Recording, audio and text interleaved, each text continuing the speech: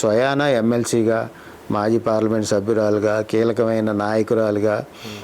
బీఆర్ఎస్లో అగ్రనాయకుల్లో ఒకరైన కవిత లేఖ రాసిన సందర్భంలో దాని మీద పాజిటివ్ కానీ నెగిటివ్ కానీ ఏ ఒక్కరు మాట్లాడలేకపోవటాన్ని మనం గమనించాలి. నిజంగానే కవితకి పార్టీతో గ్యాప్ ఉన్నట్టయితే, తండ్రితో గ్యాప్ ఉన్నట్టయితే, కేటీఆర్తో గ్యాప్ ఉన్నట్టయితే, వాళ్ళు ఎక్కడ అంతర్గతంగా ఏ ఒక్కరి దగ్గర అవకాశం ఇచ్చినా ఈరోజు కవిత మీద ఎదురుదాడి అనేది కొనసాగేది. అవును, ఇప్పుడు పార్టీ పరంగా ఎక్కడా కవిత వైపుగా పార్టీ అగ్రనాయకత్వం కానీ, కింద స్థాయి నాయకత్వం కానీ, గ్రామ స్థాయి నాయకత్వం కానీ ఎవరు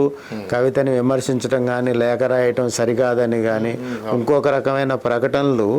దానికి సంబంధించి రావట్లేదు అంటే దాని అర్థం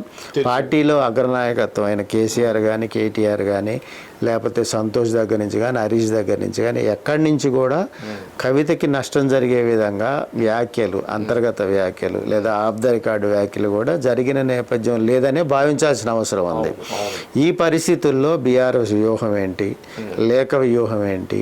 కవిత గారి యొక్క వ్యూహం ఏందనేది మనం వేచి చూడాల్సిన అవసరం ఉంటుంది.